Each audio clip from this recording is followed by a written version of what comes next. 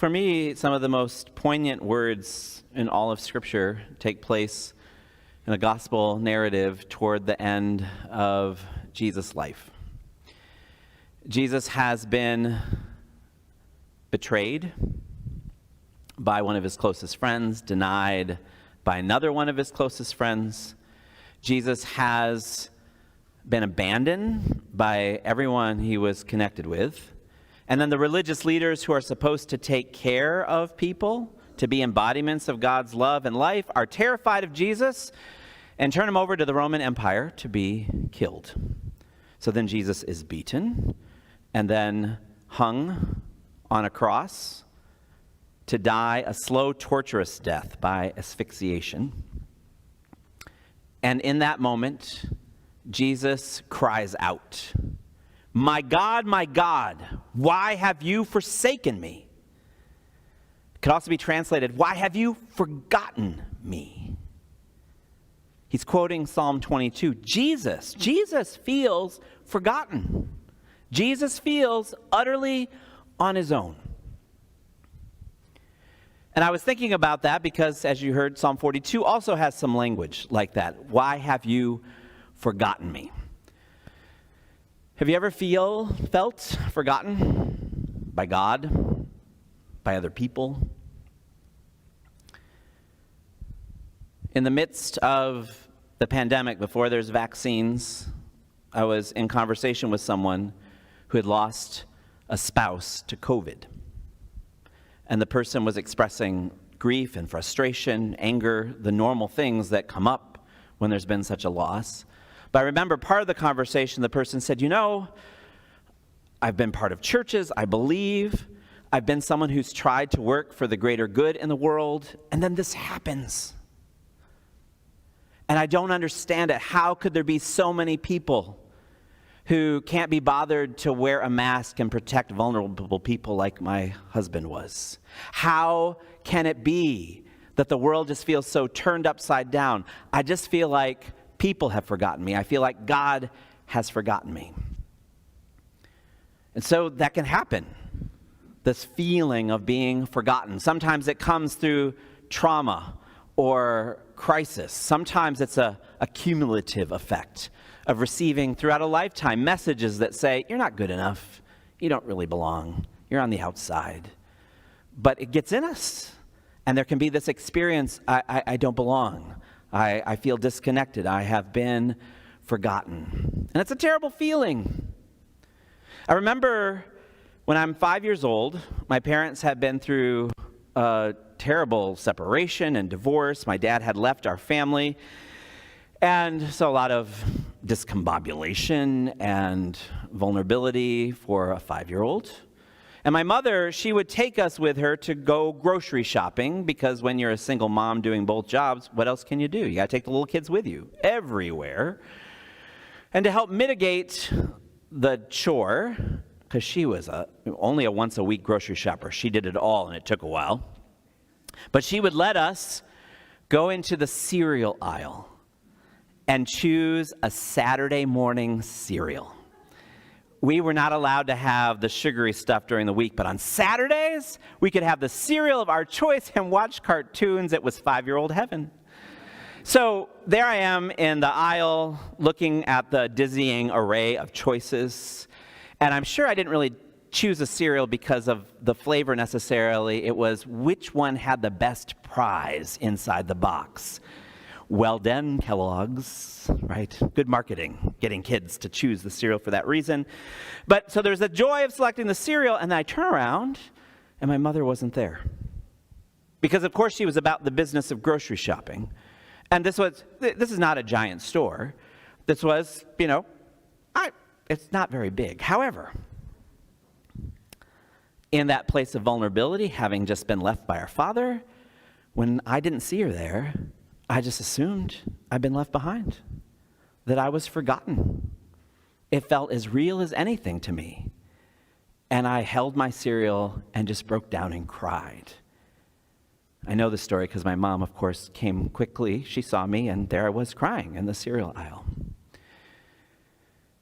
So in our biblical witness and those who've come before us, there's this understanding that God can't forget us. It's just not possible. We belong to God. God is the ground of being. In Genesis, the very breath of God breathes humans into existence. The Spirit, the life, the image of God is in us. God can't forget us. God remembers us. And I do appreciate that our word remember helps me connect with this idea that we are membered once again, remembered, that a lot of life we can feel dismembered, disconnected, and remembering remembers us, brings us back, reconnects us. So God is the rememberer. However, we still can have this perception that we're forgotten, that we're disconnected. So what do we do? Well, our psalmist is talking about that in the psalm you heard this morning. The psalmist has the real experience of, I feel forgotten. And there's even people around me saying, hey, where's your God? And it's not, a curious question. It's a jeering question in the psalm. God, why have you forgotten me? But then the psalmist also is both in the words of the psalm, but the actual action of singing the psalm is reminding us how to remember so that we're remembered. The psalmist sings about, even in the place of forgetting or being taunted or a hard time, he remembers about how I led the procession into the temple. We worshiped, we sang songs in community. He's recalling how I've cried out to you, God, and offered my grief and my pain in the night. And again, I experience that you are with me, my hope, my strength. And so the psalmist, we might say, is reminding us that one way when we're feeling forgotten, to remember is to engage what today we might call robust spiritual practice. The psalmist is committed to practices that reconnect, that remember that he's remembered. And so he does those things, and that helps to less often experience being forgotten or feeling forsaken. But it's a bit like, I'll say, spiritual practices are incredibly helpful, but they're more like, they're like vaccines, forgive me. But where they help, but they don't guarantee that nothing bad ever happens, right? Some of you have already been there like, vaccinated, boosted, and I still had a breakthrough infection. So it is with being on the journey that we do our part, that we can stay open and connected, but there's still experiences, triggers, crises, trouble, things that remind us of awful past events, whatever it is, but there's times we still get overwhelmed. There's times we still get separated. I think about, with an athlete, even the strongest swimmer can still be knocked over by a big wave or pulled under by a rip current, right? Their practice, they know how to swim, they've been doing it, but there still can be extraordinary things that knock them off course. And so it is in our lives. There are these times and experiences that even if we've engaged and remembered and we're connected in community and have our devotions or whatever it is, there's still times we're going to feel forgotten. And I think that's why it's really helpful to have this story from Luke today, because this guy is overwhelmed. He is so feeling forgotten that he's forgotten who he is. Did you catch that in the story? When Jesus says, what is your name? He does not say Joel or Samuel or David. He says Legion. And he's referencing Roman legion, a battalion of soldiers. I just feel like there's an invading force. I am so overwhelmed. I don't even know who I am anymore. He's been so forgotten, he's forgotten who he is. And doesn't that happen sometimes when we're on the outside, when we feel forgotten or forsaken, we lose our sense of ourselves. Who am I in this? Where am I in this? And so we don't know what happened to him. No one tells us the backstory, but it's probably pretty awful, pretty big. Maybe it's an accumulation of events throughout life. Maybe it's crisis, maybe likely both and. We also hear in the story that the man has been forgotten in a way by his community. And, giving grace to that community, they don't know what to do with him, I'm sure. But at the same time, their strategy is kick him out, get rid of him. And so when you hear he's in the tombs, don't think like a pleasant visit at your grandfather's graveside with manicured lawns. The tombs in Israel that's where you just stick the bodies and leave them. It's not a pleasant place. It's not where you go to memorialize people. It's considered unclean. So they have cast him out of the community, in essence, forgotten him. And we hear that they even chain him up at times. And there's this sense, more so in one of the other gospel stories, they're doing it for his own protection, because in one story it mentions he hurts himself with stones.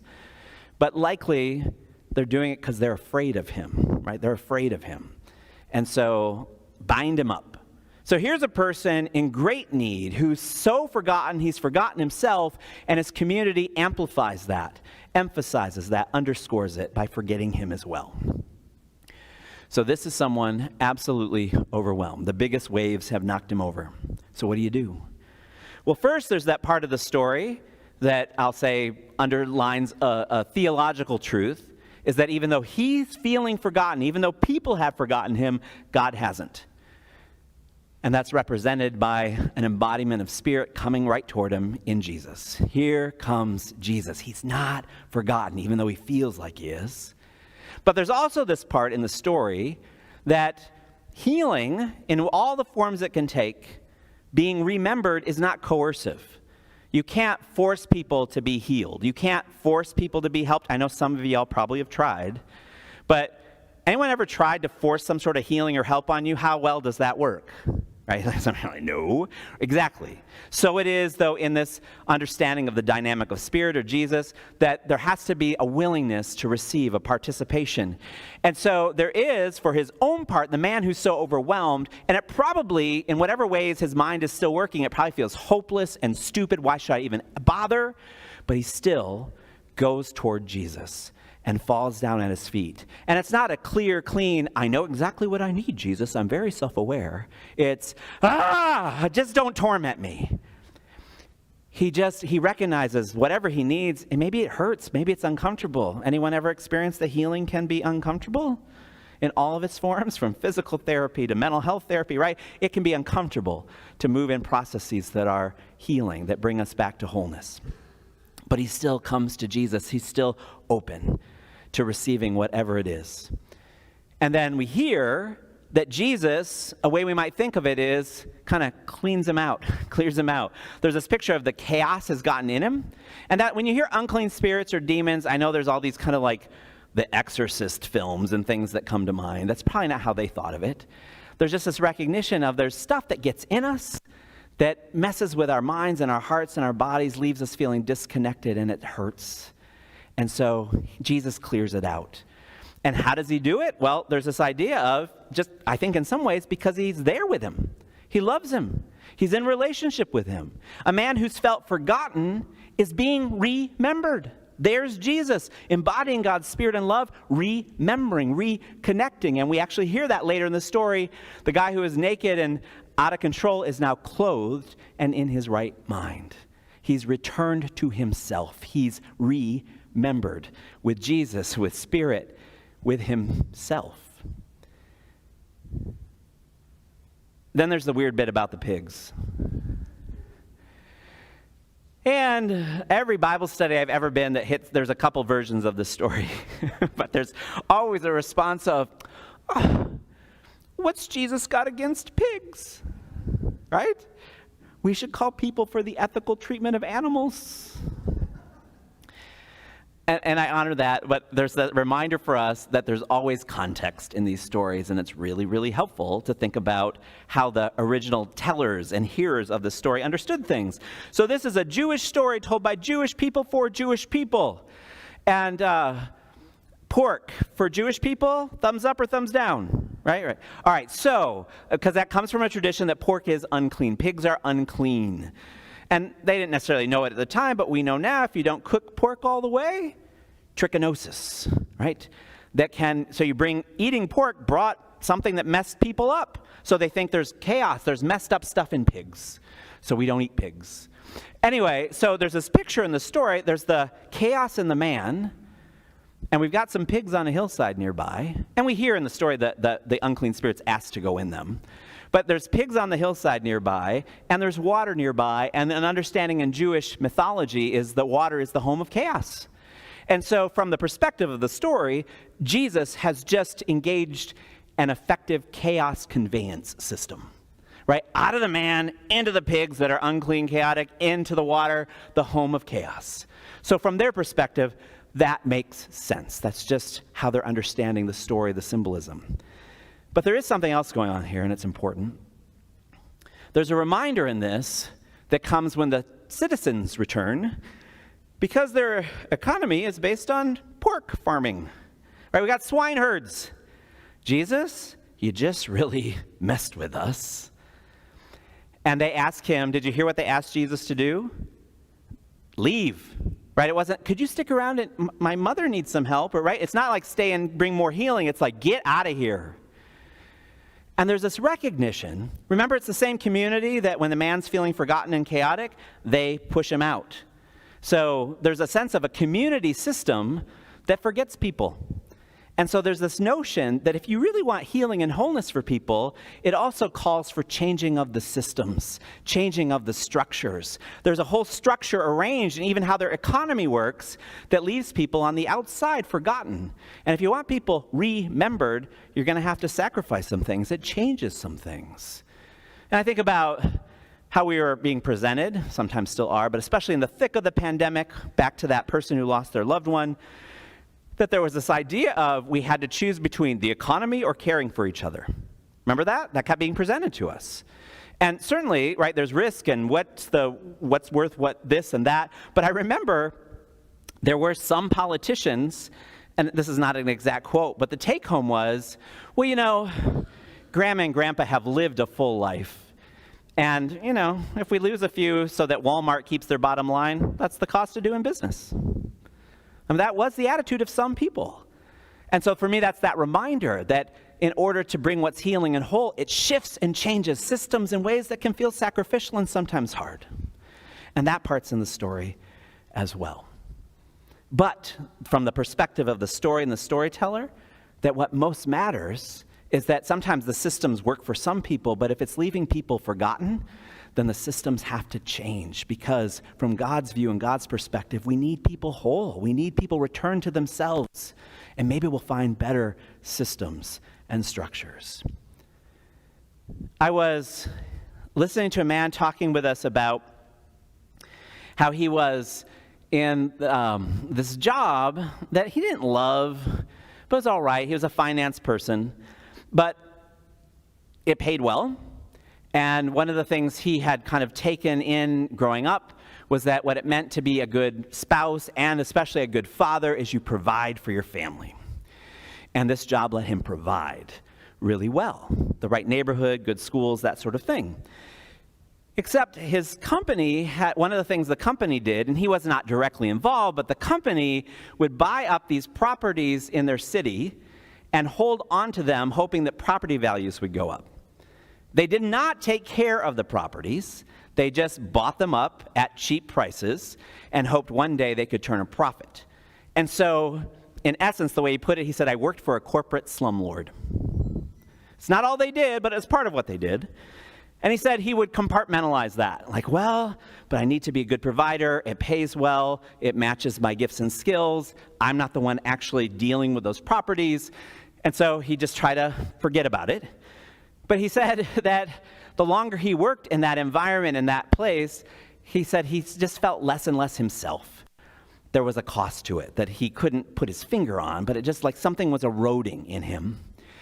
And he was involved in a church community, and he's part of a committee that once a month fed folks at a men's homeless shelter in their city. And he was going for the first time. He was newer to this group, and he went and he parked, and he got the food that he was bringing into the place out of his car, and he had to walk about a block. And he's walking past a building, and it has broken windows, graffiti, and he sees someone comes out of a broken, unlocked door. Someone's broken the door on it, and he says it's a woman with a small child. And he thinks, oh, she's squatting in there. That's terrible. And then he goes around the corner, and there's a small sign on the building. You already know. Guess whose company owns the building? It's his. He said he barely remembers serving in the shelter. He remembers he couldn't sleep that night because he's thinking about, here I am, I'm supposed to help the needy, and I'm part of a system that's making that a terrible neighborhood, that's keeping things from being transformed or changed. We just own this block, and it's blighted. And so he finally asks for help because he hadn't talked to anyone about this tension he was feeling. He talked to a couple people, friends who were actually part of the church, and they suggested he talk to the priest, the Episcopal Church. And he said those conversations were really helpful, mostly because he felt heard and not judged. They listened to him. They reflected some things back to him. And one of the men said, if you need to leave that job, we just built a mother-in-law suite in our house. And we're not in a hurry to get the in-laws. So, y'all, if you needed somewhere to stay for a while, you can just come be with us. And he said he hoped he'd never had that happen, but he couldn't believe someone offered something so generous. And he was feeling empowered.